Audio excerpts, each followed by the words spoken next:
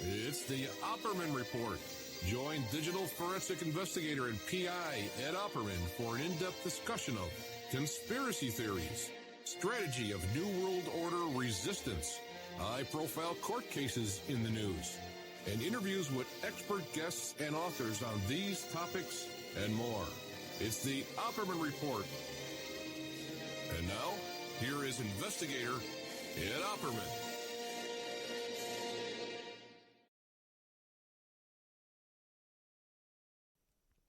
Okay, welcome to the Opperman Report. I am your host, private investigator Ed Opperman, and this show is brought to you by, let me get this set up here, by CartKing.com.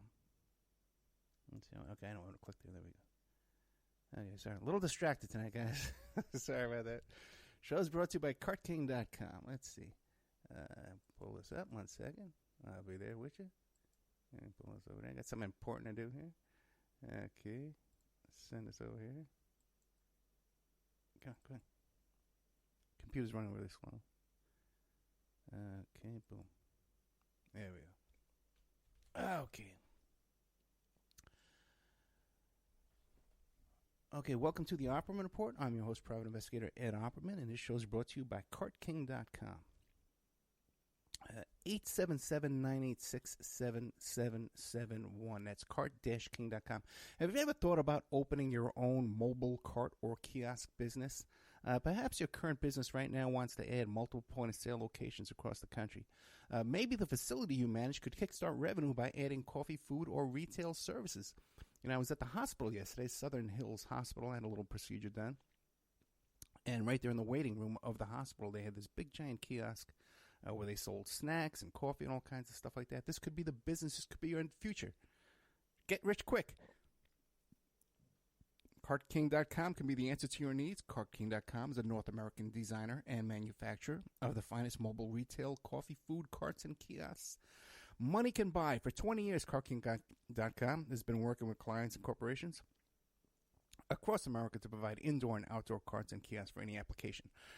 So what you do is you figure out what kind of business you're in or what kind of business you want to go into. What do you want to sell? Baseball caps or flowers or something like that? You go to, as a matter of fact, they had a flower kiosk in the Staten Island Mall. It was the first little flower cart in the whole country. It was in Liberty Market at the Staten Island Mall. I'll tell you a little bit more about that later. So you go to cart-king.com. What kind of business you're in or what kind of business you want to go into. You see which kind of cart would apply to your business or kiosk or outdoor big kind of cart in a facility. They'll custom design it for you, custom build it for you, then they'll ship it worldwide. Cart-king.com, 877-986-7771. When you give them a call, you tell them Ed Opperman sent you, and that's how you get a good deal at cart-king.com.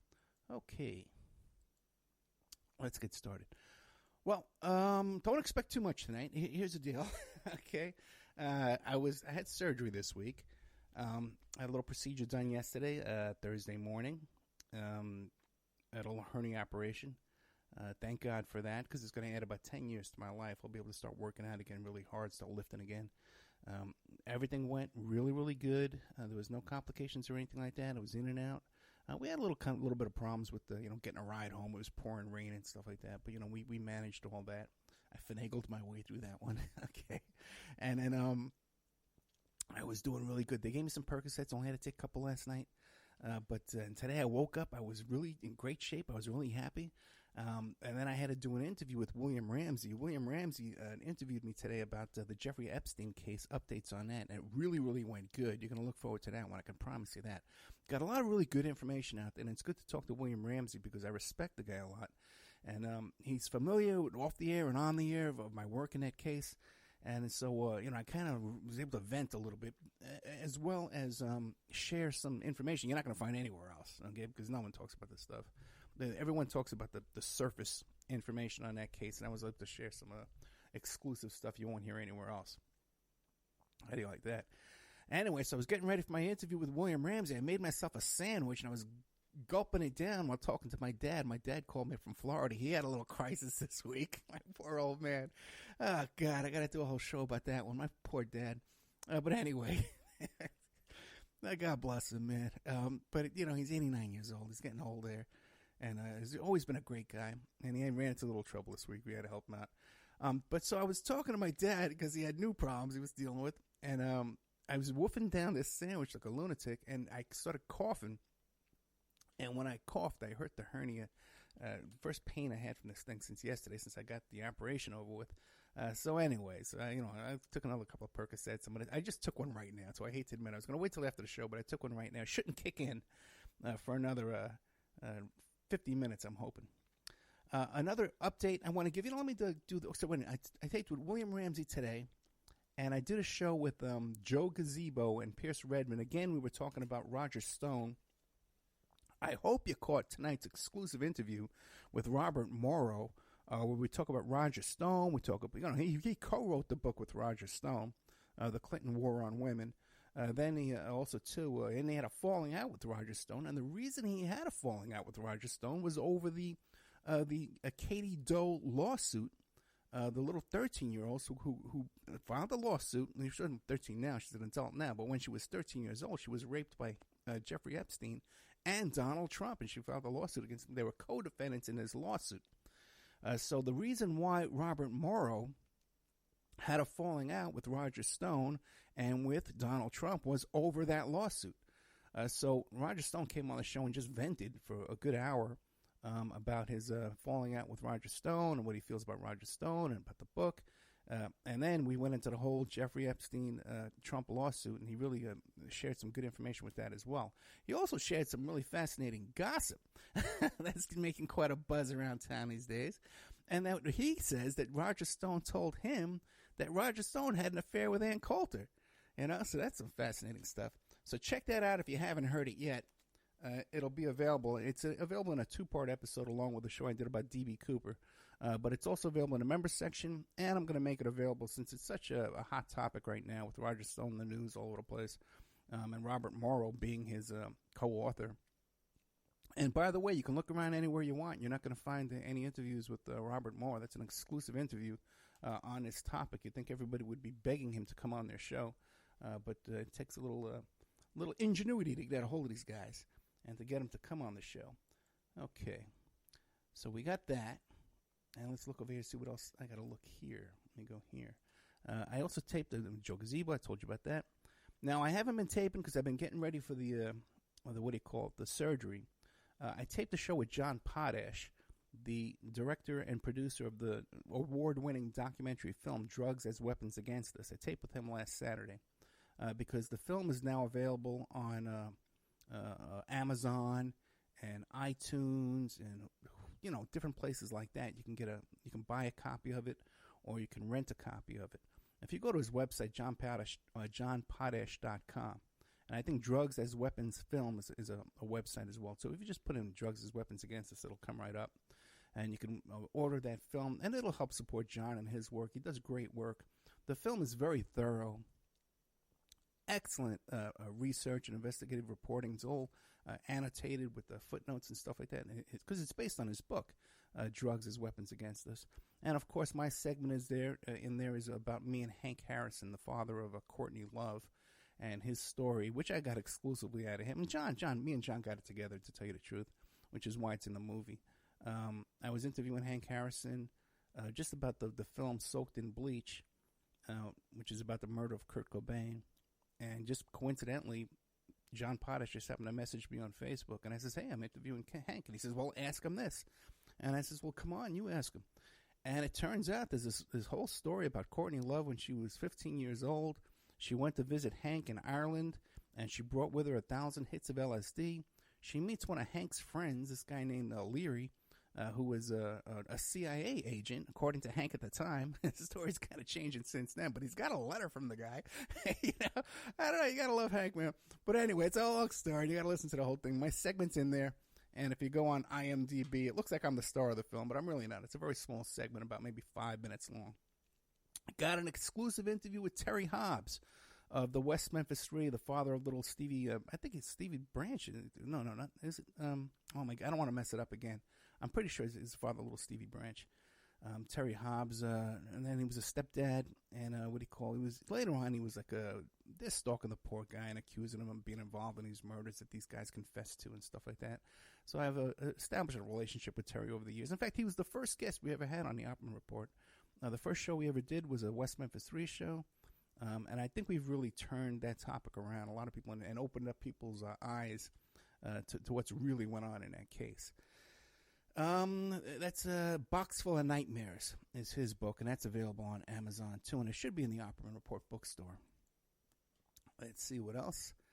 Smiley Face Killer. I did a show about the Smiley Face Killer with this author named Nikki something or other. I forget her last name, but was really up to date and in tune on this topic here, and that'll be coming up. Then I did a show with John Brissom on William Barr, who is our new Attorney General, who's just appointed Attorney General. And fascinating story about this guy who openly admits that his first job out of college was he went to work for the CIA, and then bounced around from one scandal to another. He was up to his neck in Iran-Contra. I even talked to, off the record, Gene Chip Tatum, who was a pilot in Iran-Contra, smuggling the drugs. And he says, oh, yeah, William Barr was up to his neck and all that stuff. He was right there with us. So, and here this guy is, our Attorney General.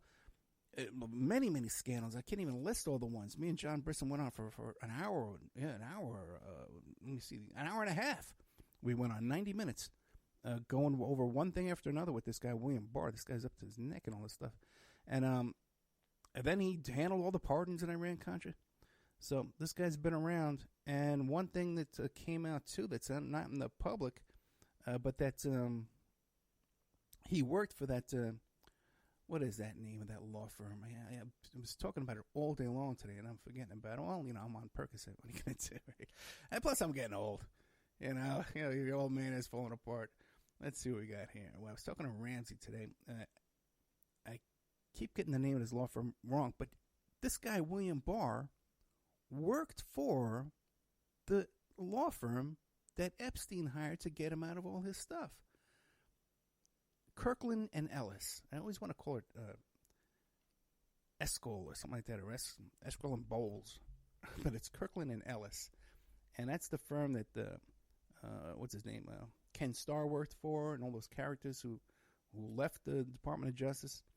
And William Barr worked for them before the Epstein settlement, and then went to work for them after the Epstein settlement. So here's the big scandal that you see in the Miami Herald and all this kind of stuff about Jeffrey Epstein, this big expose, this series of articles and stuff like that, which, by the way, they never bothered to contact me about.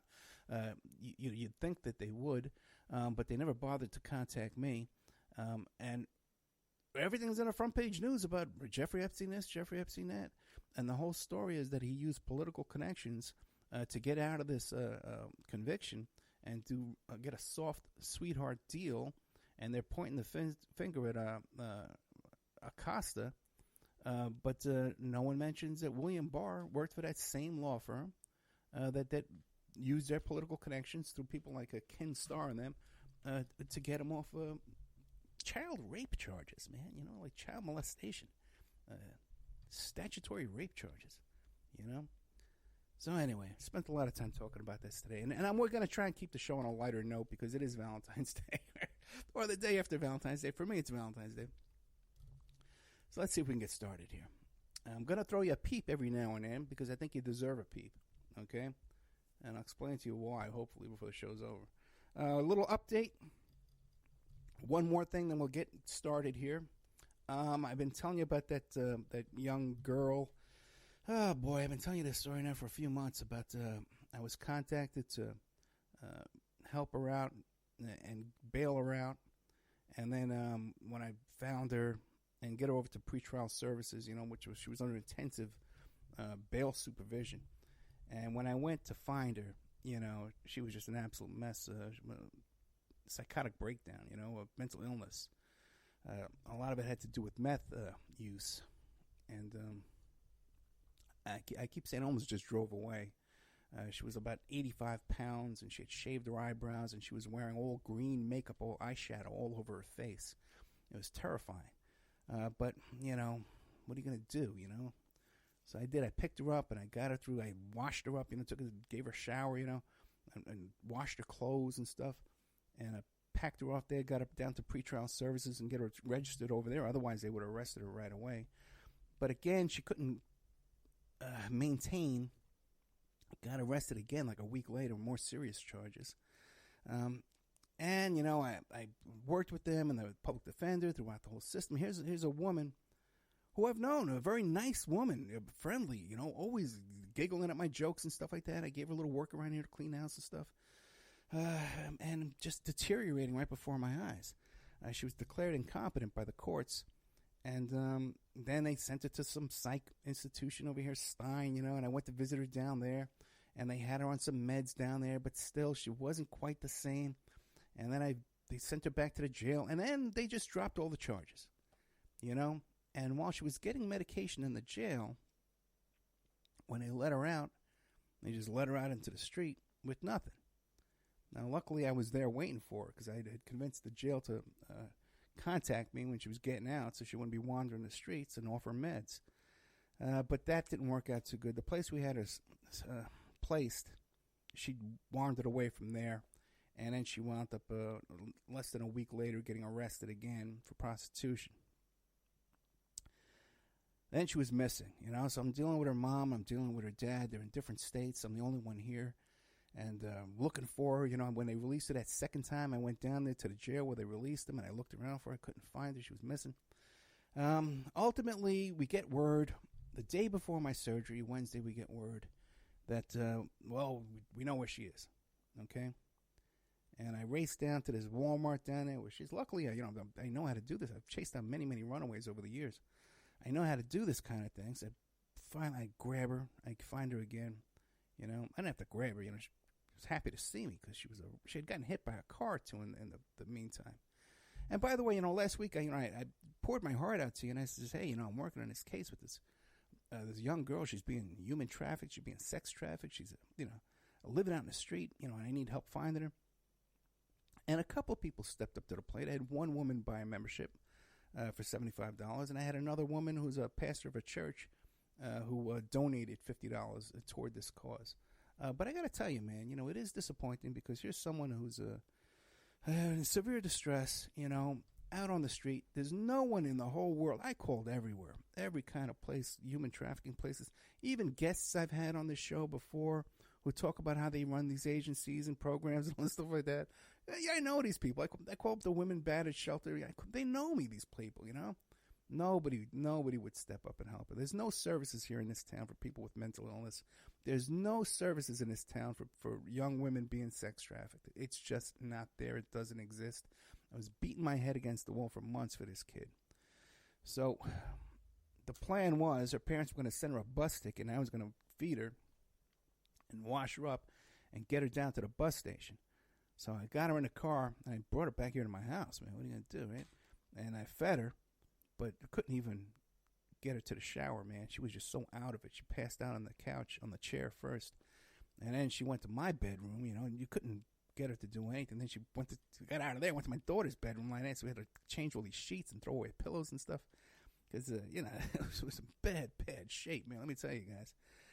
And there was no way I could put this girl on a bus. She could never make it. She would have died out there. Plus, we had that huge rainstorm yesterday. She would have been out in that rain, in that freezing cold rain, where there was floods, people dying in those floods. So that's it, man. I got to tell you, man, in all seriousness, we saved this woman's life, okay, this week, okay? She was at the end of her rope. She would have died out there. And with you know, all the people out there, you listen to all these people doing these shows. They love to talk to you about Pizzagate and all this stuff and Frazzle Drip and what's going on in Haiti, you know, and human trafficking. And everybody's so outraged. And they're typing away on their Twitters and their Facebooks and stuff like that. But here you had a situation. And I got to tell you, I'm disappointed. You guys had a situation to step up and help me. You know, I asked for people. I said, you don't have to send money. Help me make phone calls. Help me find her placement. Let's drum up some support here. And there was little to no support. Okay, but we do have a happy ending. You know, we did rescue this young woman. Her life is saved. I got her dad to drive up here. He brought some biker with him, with his biker gang. They came out here. They lifted her up out of here and threw her in the truck, and they drove her down there to their state where they live. It was about a 5-hour drive from here.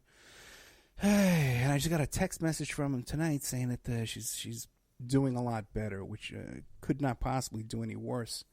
considering the condition she was in last night. So I'm going to continue to try to help them get her on SSDI and get her placed out there in some kind of a program or some kind of housing. But for now, she is safe with her dad, who's a good guy. And so that's the end of that story there, okay? But I do have to say that, a lot of people talk the talk, Like you tune into a lot of these shows and they're talking this, they're talking that. And a lot of times, too, they got a whole little act going on where they're raising money for somebody and then they're splitting the money with the guy. Now, there was none of that going on here. This is a real serious situation, where a life and death situation. And one of the things, too, we got to do is we have to work on something here to change the policy in the city of Las Vegas and Clark County, where if you got a psych patient inside a jail and you're giving them psych medications while they're in jail, they're taking it every day and they're doing better, you can't just dump them out on the street down there on Fremont Street, where they just walk down to Fremont Street and wander up and down here, and someone buys them a beer, and and then they're off their meds, man, and they're off to the races, and they're back being trafficked again. It's just outrageous. There has to be a better way to deal with these situations.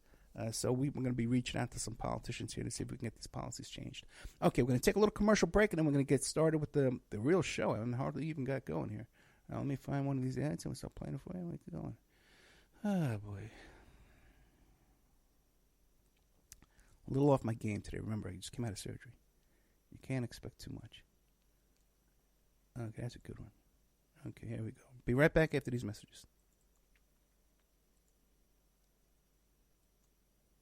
And now a word from our sponsors.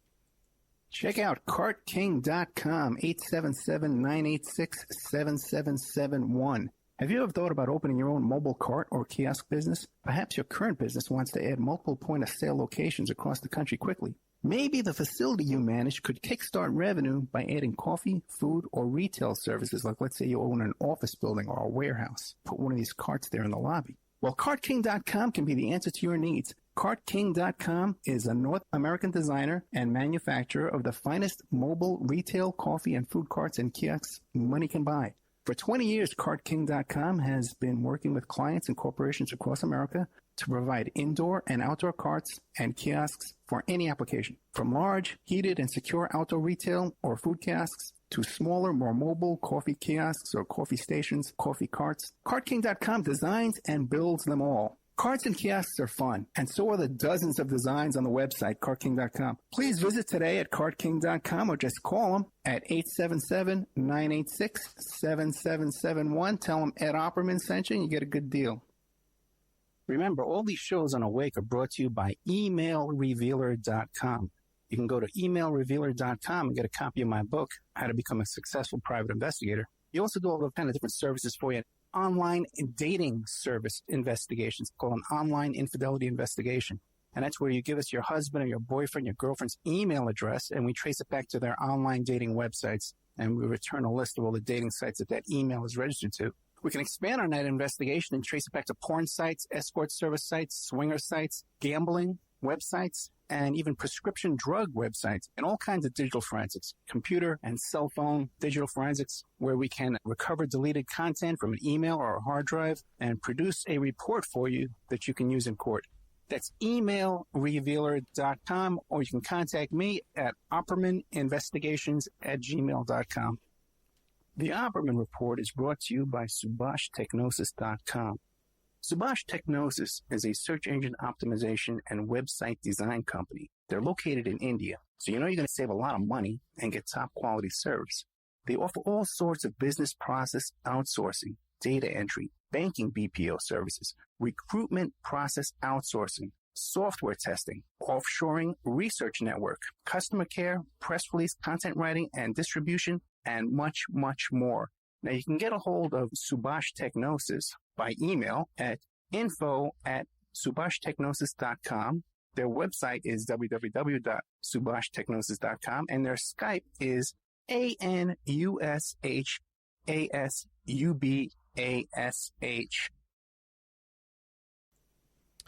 Okay, welcome back to the Opperman Report. I'm your host, Private Investigator Ed Opperman.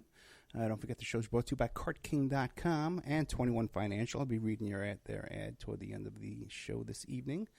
Okay, so I've done some shows in the past. Tonight's show is called Valentine's Day Story Time. Everybody loves when I tell the stories from my from my life experiences and stuff like that. But it's also called You're Going to Get a Peep. You deserve a peep, guys. You really do. Okay? You're going to get a peep from me because you deserve a peep. And you didn't get a peep all week long. I did a show last week called 5% Increase in Human Trafficking Under Trump. Okay? And you didn't hear a peep out there from any of the people I called out on that show. Called out to Liz Cronkite.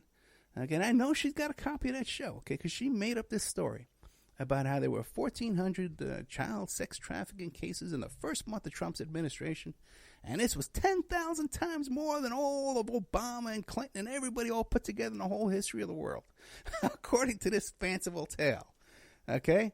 And here we had a live Senate confirmation hearing. There wasn't even a Senate confirmation hearing. It was just a hearing to bust chops there on Mr. Whitaker, the acting attorney general, and he said from his own lips that there was only a 5% increase. So, and that's from the Department of Justice, from the acting attorney general, from his own lips, that there was a 5% increase. And people, if I'm wrong, you could have called me out. But when I'm right, we should hear something from you too, right? Everybody loves to complain. Good old Ed Opperman, let's bust his chops, man. But when I'm right, man, I don't hear a peep. Not one apology came back at it. But so my audience deserves a peep. And since you're not going to get it from Liz Cronkite and her MAGA crew, you're going to get it from me. I'll give you the peep because you deserve a peep, okay? All right, Valentine's Day story time. Ba-ba-da-bum. I did a show one night called Born Again Birthdays and French Foreign Legion, something along those lines. And I told you about how every year around my birthday, September 9th, there's always this pivotal time in my life. This is when I got born again, when I got saved, was on my birthday around 1989. Many, many different life-changing experiences on September 9th, or that month, right around that time, every year. So I kind of wait for it when it comes around. Valentine's Day has been similar in my life, where I've also had many interesting experiences or life-changing experiences. And I got to tell you, in all honesty, right now, this Valentine's Day is probably one of the best I've had in a long, long time. You're going to laugh. I know you are, because everybody thinks of me as the old, crusty, cranky Ed Opperman. But I met a woman in the past couple of weeks. It's someone I knew a couple of years ago, but we lost touch. We never really got together. And we've reunited, and I got to tell you, man, I'm really smitten, as they might say, with this wonderful woman. She's so beautiful, and we're just getting along so good. She has so much of my attention. She's a breath of fresh air in my life, and I really feel great. I hope you guys can tolerate the new, kinder, gentler Ed Opperman as time goes on, because maybe I won't be in such a bad mood all the time. So I got to tell you, I've been in a very, very good mood lately. So God bless you, my friend out there, and I hope you're listening. So that's my current Valentine's Day. But not every Valentine's Day has been so nice, okay? I've had some rough ones in the past. Now, I'll give you an example. One was my divorce. When I filed for divorce against my wife there in 2005, I had been preparing this for a little while. We had discussed it. It didn't come as a shock or a surprise to either one of us. But the way it worked out, the paperwork was filed on February 14th on Valentine's Day. So my record of my divorce initiation, the initiation of the court proceedings, was February 14th, I think, 2005.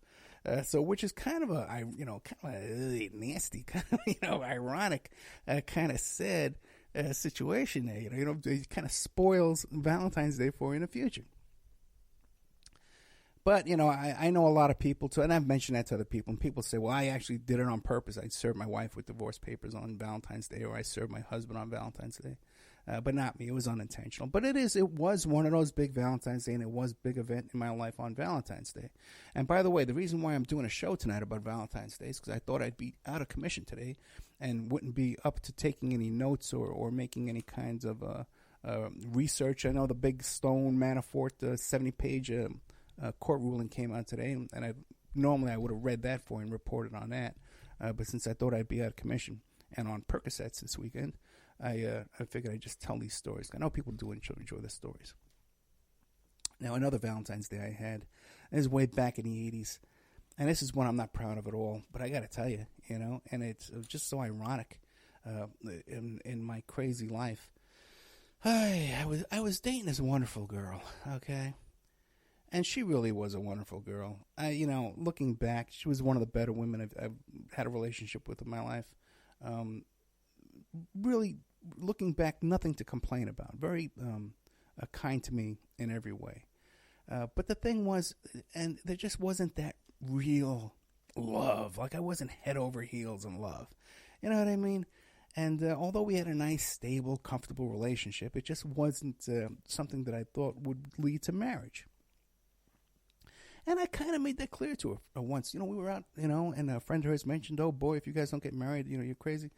And I said, "Well, I don't think we'll get married." Yeah, I didn't think we would get married, And what happened was, on Valentine's Day,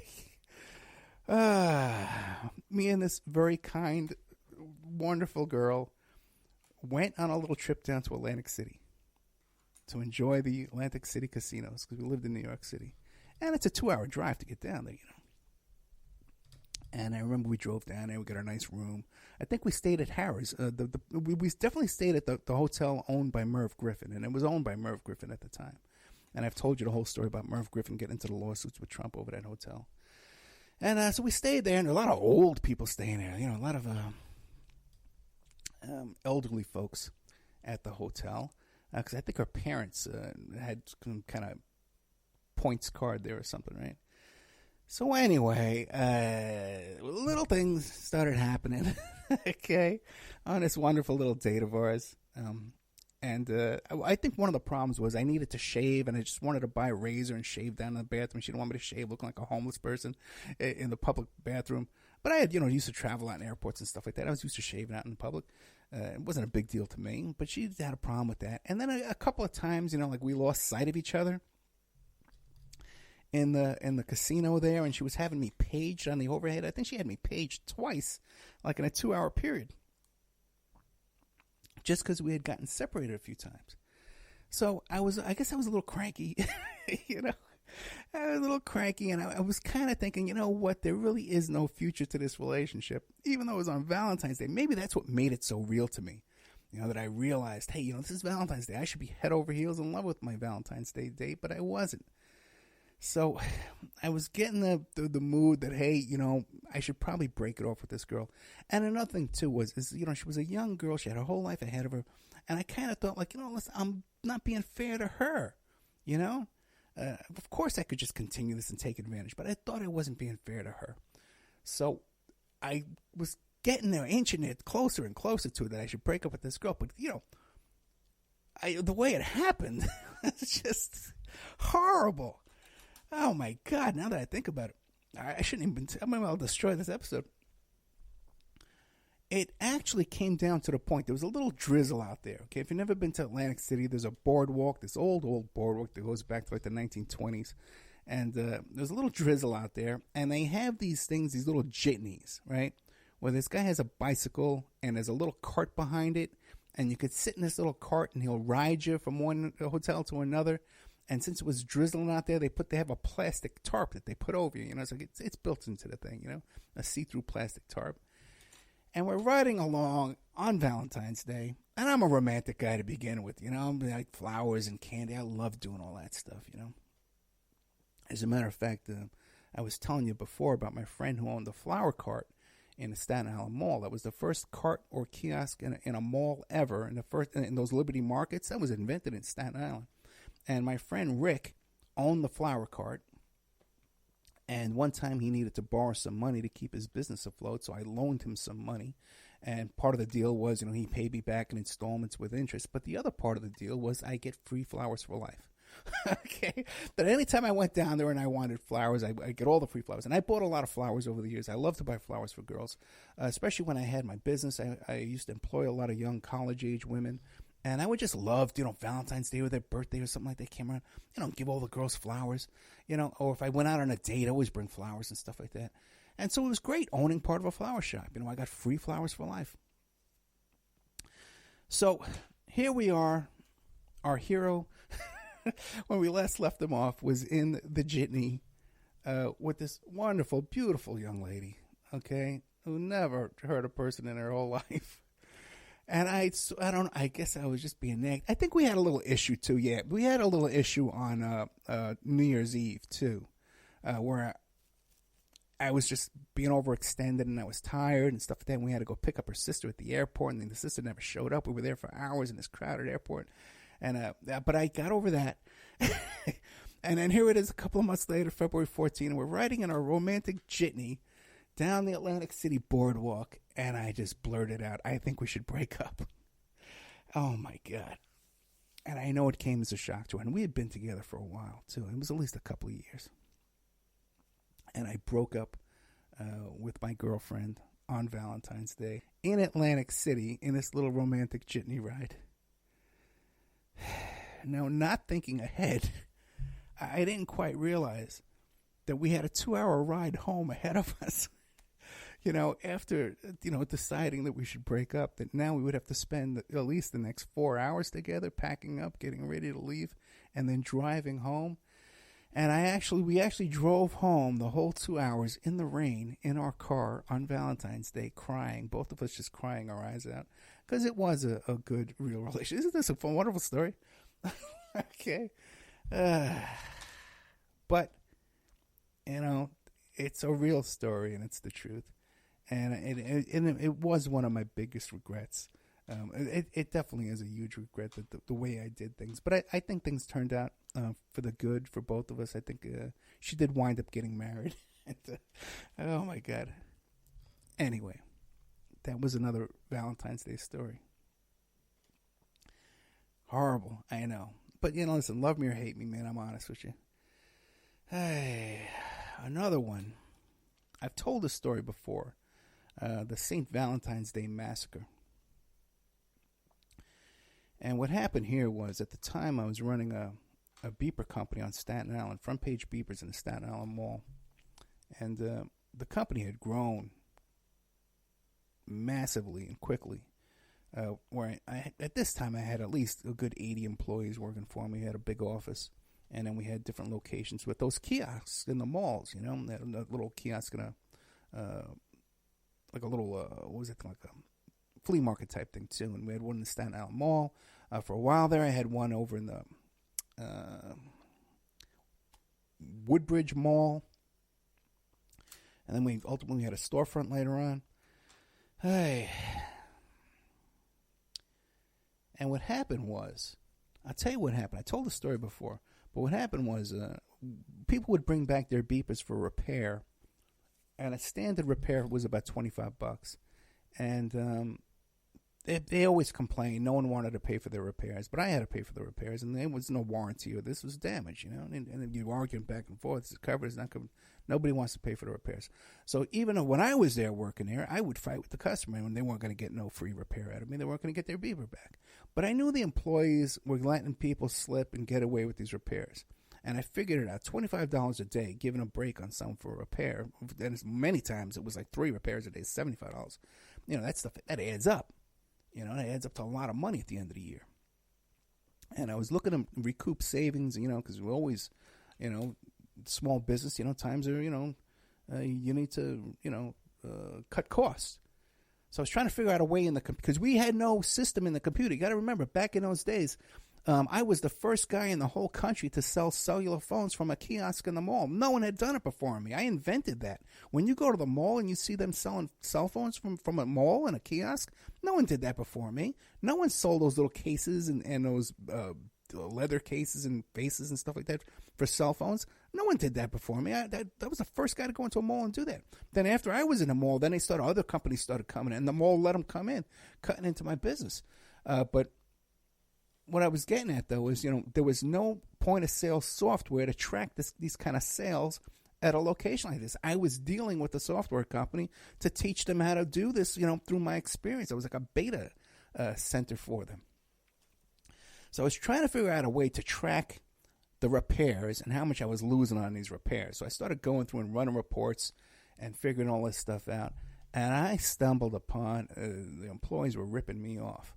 See, like I mentioned before, I was helping. There was no point of sale software when I went into this to sell, because they used to sell beepers and cell phones using field agents. You don't have a sales force that would go to businesses and sell them, like that. No, they didn't have them in a mall. They had storefronts and stuff, but they didn't have these things at a mall or remote location out there. They needed point of sale software. So I was working with the software company to help them develop the software. And we actually flew down to Florida. I flew down my top employees down there to train on this software, all this kind of stuff. And what happened was, there's one guy who I really, I put him through college, man. He worked for me in high school. I took care of this kid, man. And he figured out a way to delete the invoices when we were ordering the cell phones. He could delete the invoices, then delete them out of inventory. And there was always a trick, too, that this went on. This was very commonplace in the beeper business back then, where you could give away free months, and you could get away with, with giving free months to people. There was really no way to audit that either, because it was all new. Everyone was figuring it out. So this kid, who I really took care of, man, stabbed me in the back, and he figured out a way to delete the invoices and was stealing. We figured out they were stealing $10,000 a month. Now, I didn't realize this at the very beginning. I could just track each employee's sales and what they were doing. And I would catch one, and I'd say, oh, my God, look how much this guy's taking from me. And then I would start looking at another employee's sales and say, oh, no, this guy's involved too. So there's about 4 or 5 of them, maybe 6 altogether, that were full-time in this racket ripping me off. It was coming out to $10,000 a month. It's no joke. So, and I kept, as I would look into a different guy, I would say, oh, no, not him, too. Don't tell me he's stealing from me, too. I trusted these kids. They were all young college kids, man. And I took care of them. Bonuses, commissions, with their personal problems, they had problems. They were like my own kids, So I couldn't let everybody see that I was doing this investigation right before their eyes, so I would have to go in after the mall closed at 9, 10 o'clock at night and run these reports and figure this stuff out and take it back. I'd leave there like 2 o'clock in the morning, 3 o'clock in the morning, to get out of there, working all night long. So finally, we had our case prepared. I knew who was stealing from me. We just needed to confront them and get them to confess and make payment arrangements. That was the plan. So I brought in a friend of mine who was a private investigator. We'll call him Danny. And it was a Friday on February 14th, Valentine's Day, and we had the Valentine's Day massacre. And what we did was we brought these guys in one at a time when they came in to pick up their checks from the office. And we brought them into my office, and me and Danny were in there, and me and Danny both had guns on us. Okay, we weren't pointing any guns at anybody, but we both had guns, displayed in our holsters. Okay, for all to see inside my back office. And then my office had like its own little second exit, that led to like a staircase. So we would have them come in one door. We'd interrogate them until they confessed, because we had all the evidence right in front of them. And then we didn't want them pulling guns on them or anything like that. But, it was definitely an intimidating situation. And we would get them to sign these confessions and a payment plan. Okay? One at a time. And then they started stacking up on us. We had to get them in. So we would stick them in that way. After we got up to sign a thing, we'd stick them in that little hallway, the other exit there. So the St. Valentine's Day Massacre. And this went on all day long, man, interrogating these guys, getting them to sign. It was no easy. Let me tell you, it's no easy. It's no joke, man. You got to take one guy down and confess, sit him down, get him to confess. Yeah, that's enough. I tried doing it with 6, 7 guys, And then, wouldn't you know it, after all that, you could imagine how spent I was, I just wanted to go home, buy a bottle of Remy Martin, just go to sleep, man. If I had some of these Percocets, I would have took those. But no, I get home. And was I married? No, I was still dating this girl, the one that I divorced and had Victoria's mom.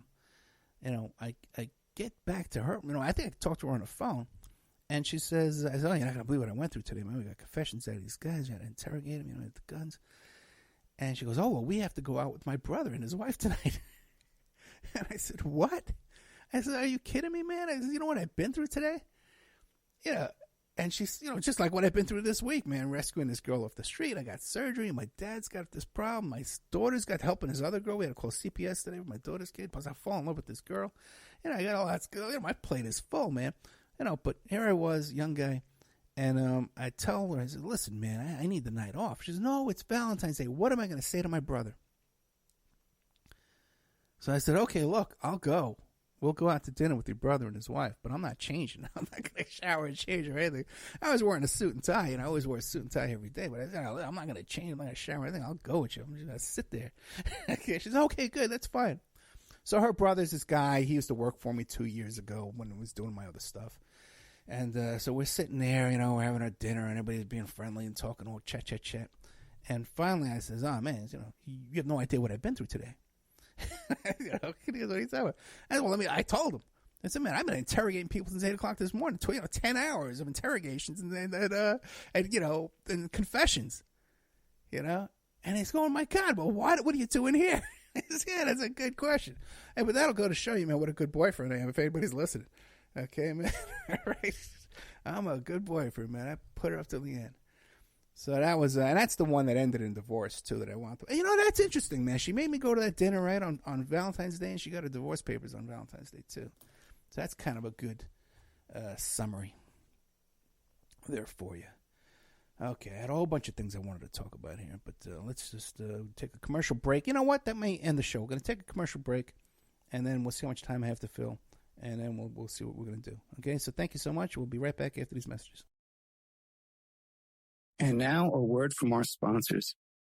Check out CartKing.com, 877-986-7771. Have you ever thought about opening your own mobile cart or kiosk business? Perhaps your current business wants to add multiple point-of-sale locations across the country quickly. Maybe the facility you manage could kickstart revenue by adding coffee, food, or retail services, like let's say you own an office building or a warehouse. Put one of these carts there in the lobby. Well, CartKing.com can be the answer to your needs. CartKing.com is a North American designer and manufacturer of the finest mobile retail coffee and food carts and kiosks money can buy. For 20 years, CartKing.com has been working with clients and corporations across America to provide indoor and outdoor carts and kiosks for any application. From large, heated, and secure outdoor retail or food kiosks to smaller, more mobile coffee kiosks or coffee stations, coffee carts, CartKing.com designs and builds them all. Carts and kiosks are fun, and so are the dozens of designs on the website, CartKing.com. Please visit today at CartKing.com or just call them at 877-986-7771. Tell them Ed Opperman sent you and you get a good deal. Remember, all these shows on Awake are brought to you by emailrevealer.com. You can go to emailrevealer.com and get a copy of my book, How to Become a Successful Private Investigator. You also do all the kind of different services for you. Online dating service investigations called an online infidelity investigation.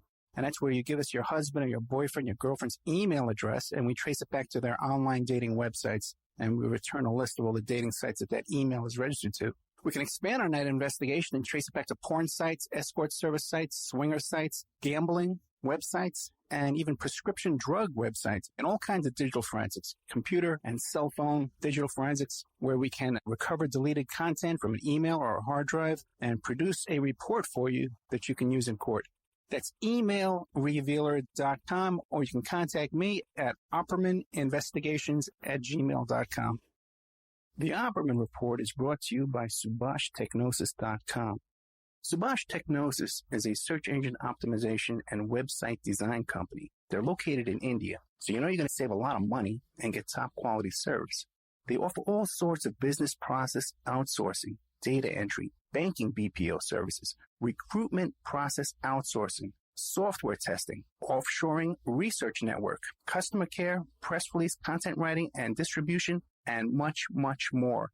Now, you can get a hold of Subash Technosis by email at info@subhashtechnosis.com. Their website is www.subhashtechnosis.com, and their Skype is ANUSHASUBASH.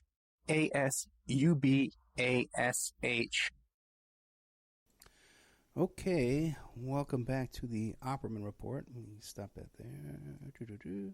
Welcome back to the Opperman Report. I'm your host, Private Investigator Ed Opperman. And this portion of the show is brought to you by 21 Financial. 21 Financial provides unparalleled personalized accounting services to a broad range of clients across New York and the Houston area. From now until April 14th, their sole focus is getting taxpayers the biggest refund possible on their money. Now, they're mobile. You can't go to them, they'll go to you, with the capability to file in any state within the United States. You can find them on Facebook and book your appointment directly, or you can call 903-265-8563 and speak with Emily. Emily is very cool. She's great. And ask them for a free estimate on how they can double your refund. Double it. Double. They will also advance you up to $6,000 on your refund. So if you got a big refund coming, they'll give you the cash before the government sends you that check. You don't have to wait for anything. You can meet them right there in front of the casino. Go inside. Double it again. Double down, man. But check out Emily. She really is great. 903-265-8563. And you can set your appointment on Facebook. But if you call up, you can say, hey, Ed Opperman sent me. You know, and that's how you get a good deal from these people, because they want to be on their best behavior, because they know I'll go on to a rant here on the radio if everybody's not behaving themselves. Okay, let's look at the time. And 51. Okay. Well, let's talk about some other stuff in the news. I think I've exhausted Valentine's Day, and I've exhausted myself, and I'm telling you all my different adventures and stories this week, although I did leave out the one about my poor old dad. I got to tell you that one in the future when things are a little bit more settled for him and for myself. One thing that I struck my attention this week is Alex Jones is being taken to trial now. The judge ordered they had another hearing, and he's going to have to face depositions in his defamation trial regarding Sandy Hook, his reporting on Sandy Hook. Right? And I believe he's going to come back out again and say, oh, I'm just a performance artist. Anything I say is a bunch of crap. How can you take me serious? On the one hand, and then he'll go back on the air later on that night and say, no, I lied in the deposition. It's just amazing how he gets away with this. Now, I've talked about Sandy Hook and my involvement with the people around Sandy Hook. And it's interesting to me because this just came up. I did an interview on the show Skeptico recently. And from the people who listened to it, I got a lot of really good responses. As a matter of fact, we got a big donation from a guy who listened to that show this week and says, hey, I want to support your work. So a lot of people listened to me on there, liked it, and they're supporting the work. I wasn't too thrilled with it. It was kind of confrontational. The guy was confronting me on my faith. It was just bizarre. And he's really focused on that, too. He's harped on and made another video about it, too. I haven't watched the full thing, but it's just bizarre. And some of his listeners made this comment, oh, Ed doesn't believe Sandy Hook. And it's interesting how with these, because I'm very clear on what I say and what I think, but then people want to kind of just twist it, in their own direction for their own purposes, whatever that may be. And with Sandy Hook, I've always said that when you watch those videos on YouTube, and there's some very convincing arguments there that something unusual took place at Sandy Hook, and then there's some kind of shenanigans went on. Now, with Boston bombing, I think there's way more shenanigans went on with there, because we could have direct ties to the CIA with Ruslan and, FBI agents falling out of helicopters and witnesses getting shot and killed in interrogation rooms. A lot of stuff there. Okay, that is questionable, is unusual, But with Sandy Hook, not so much, really. And except for the videos you see. And what I've tried to explain to people is I became very intimately involved with a lot of the characters who made those videos and wrote those books, and the experts, supposedly, on Sandy Hook, and some of the authorities and pontificators on the whole Sandy Hook situation. I've had personal experiences with these people, almost all entirely negative, where I've concluded that a lot of these people are either incredible, they have no credibility, or some of them are just downright crazy and dangerous, and some are just inaccurate and amateurish in their reporting. So while I've seen the same YouTubes you've seen, you've come to this conclusion that you believe it has to be a hoax and stuff like that, I've also seen those, but I've also dealt with the people behind them and my own personal experience with them. And some is just so bizarre and so crazy, it's just off the charts.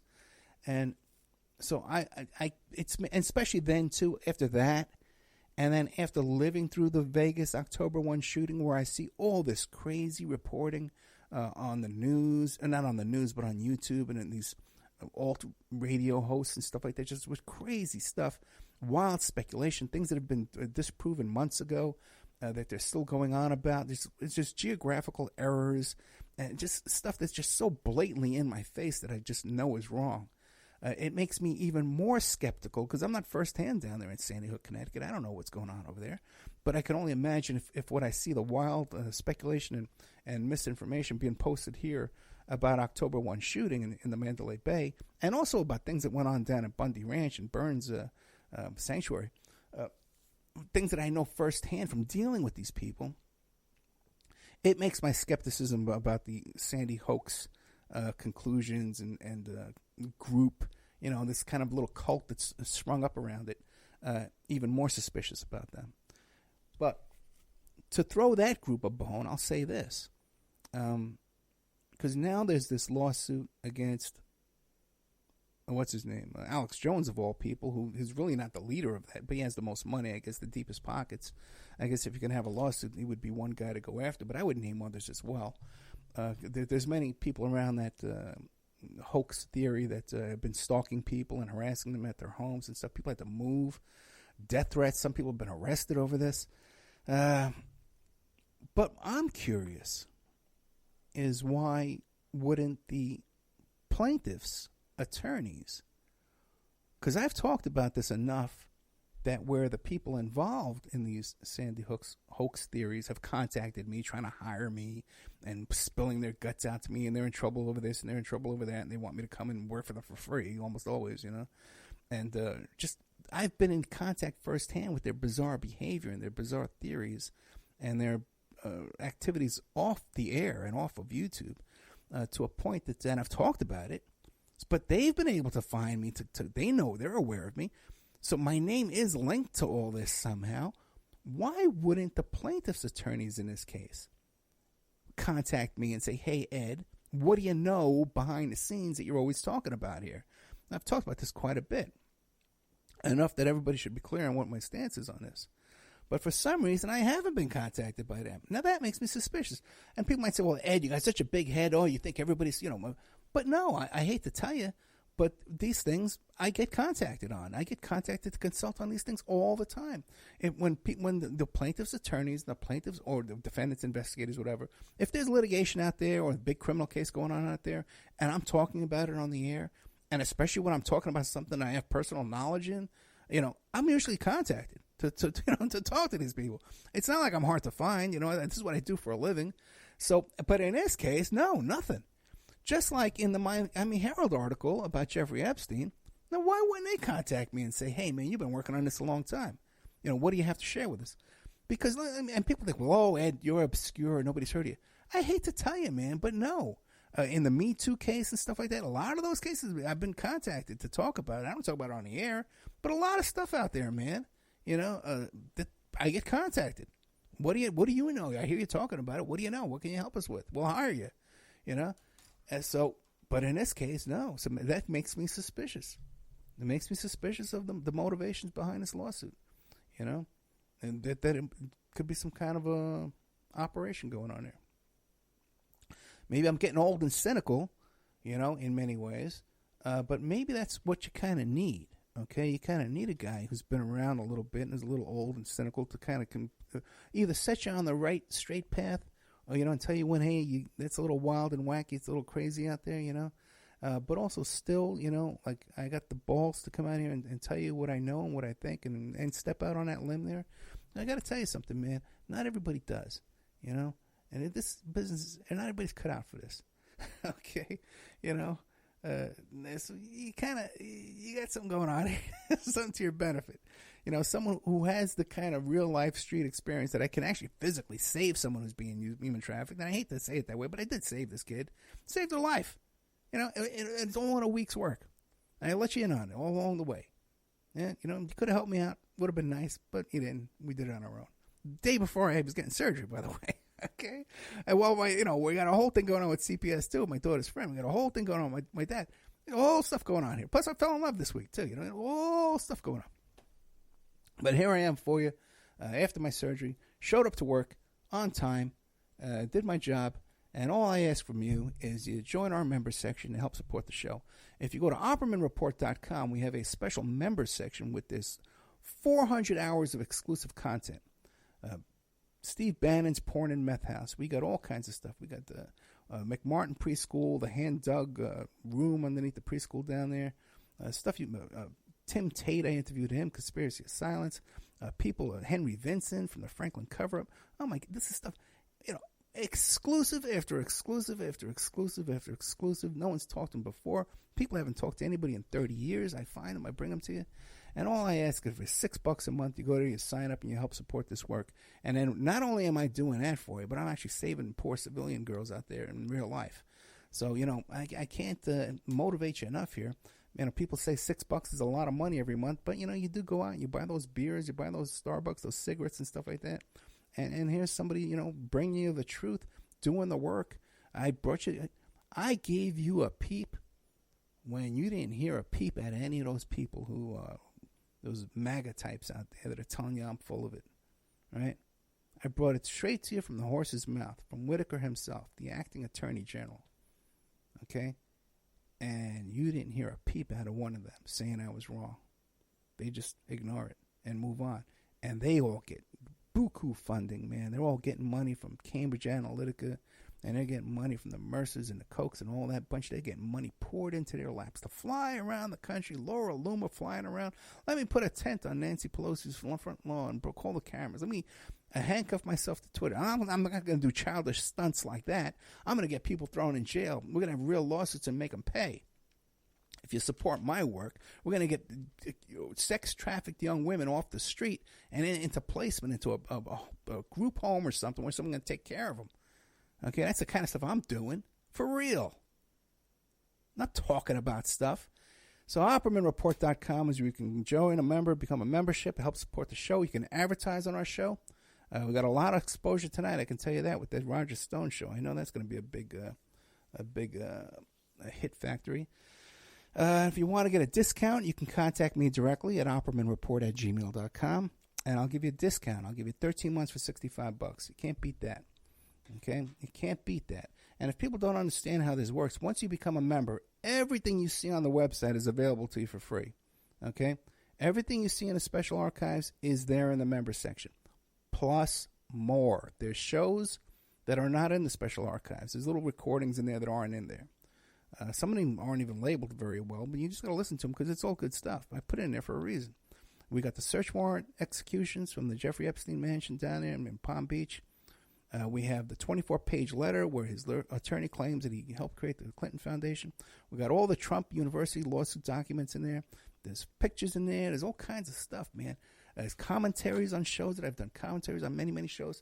There's 400 hours of shows. Who knows? God knows how many hours of other content is in there. $6. And you're going to complain to me? Hey, by the way, too, don't forget the Drugs as Weapons Against Us is on Amazon right now. You can check that out and help support John Potash. And you can see my little segment in there, too, as well. So thank you so much. Good night. Happy Valentine's Day to you all. And happy Valentine's Day to my special little girl out there. And thank you so much. See you guys next week. Good night.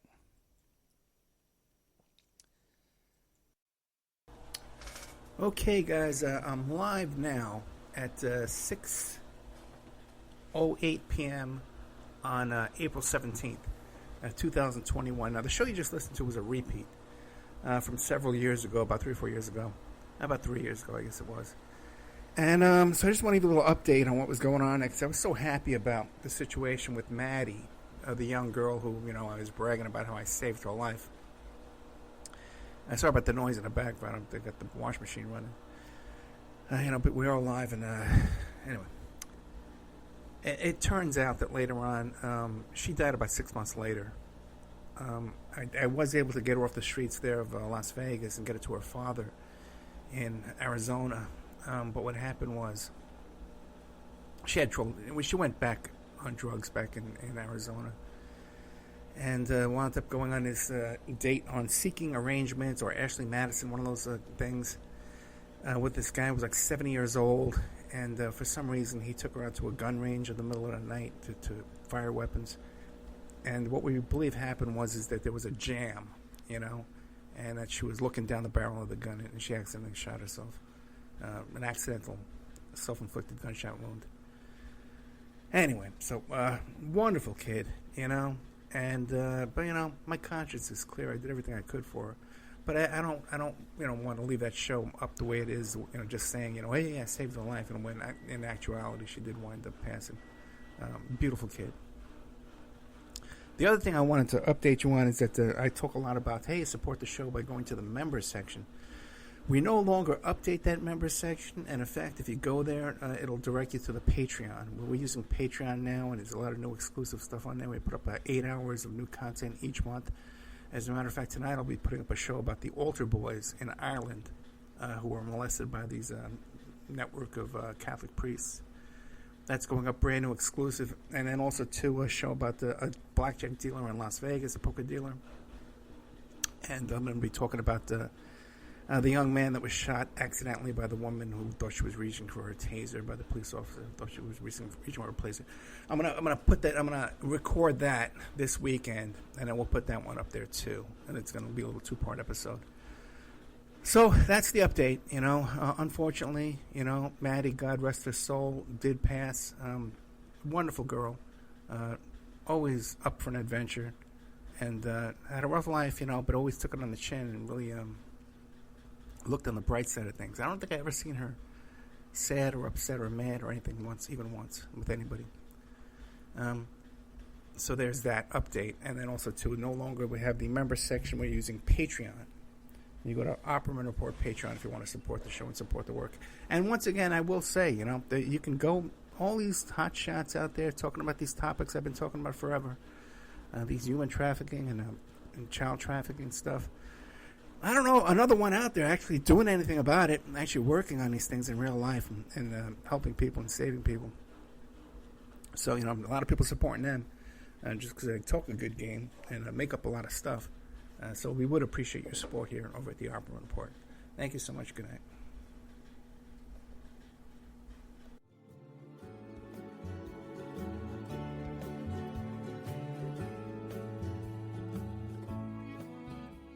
And now a word from our sponsors. Before Epstein was the Franklin cover-up. Before that, the Finders. And long before that, the Cleveland Street Scandal. Pedogate Primer is a concise intro and overview of a growing child abuse epidemic worldwide. It features shocking instances of institutionalized and organizational pedophilia throughout history. Churches, cults, the world of arts and entertainment, the government, NGOs, charities, and major corporations are all complicit or culprits in many instances. Pedogate Primer delves into material that for many may seem like the stuff of conspiracy theories. For this reason, the book draws on academic resources, declassified documents, and other reliable sources, and steers clear of conjecture. Such shocking true stories need no embellishment. If you find yourself in need of legal representation, it can be a very stressful time in your life. In my career, I have dealt with thousands of lawyers, I've dealt with thousands of law firms, and I can confidently recommend to you Keith M. Davidson at kmdlaw.com. Available 24 hours, 7 days a week. Just log into kmdlaw.com. That's kmdlaw.com. Or you can call toll-free 833-4KMD-LAW. That's 833-4KMD-LAW. Personal injury, wrongful death, STDs, sexual assault, car accidents, they handle it all efficiently and professionally. It doesn't matter how imposing the opposition may be, because the team at KMDlaw.com are battle-tested and fierce. They will not stop until justice prevails. Go to KMDlaw.com or call toll-free 833-4KMD-LAW. If you're in for the fight of your life, stop screwing around and contact KMD Law. The Opperman Report is brought to you by Aquadam.net. You can give them a call at 707-764-2119. A flooded home is never easy to deal with. You're left with the mess to clean up, the insurance companies to deal with, and not to mention all the memories, the precious memories that are lost in the flood. You can never replace those. And Aquadam can be a tool in your arsenal to protect your home and property from the floodwaters. The cofferdam is filled with water to control water and is reusable as long as it's taken care of. It can protect your home or business from rising floodwaters like a dam, but without the beavers. It can also be used in construction. If you need an area to be dewatered, an aquadam can do the job. An aquadam was used at SeaWorld in Orlando for the Mako roller coaster ride during the coaster's construction by dewatering the work area. An aquadam is now dewatering the work area at San Antonio SeaWorld for their newest roller coaster ride. An aquadam has been used in many construction projects all around the U.S. and all around the world. Now give Aquadam a call, 707-764-2119. You can look them up online at aquadam.net. You can find them on Facebook at Aquadam Inc. You call them up, you email them, you tell them Ed Opperman sent you, and they're going to take 10% off the price. Aquadam.net, 707-764-2119.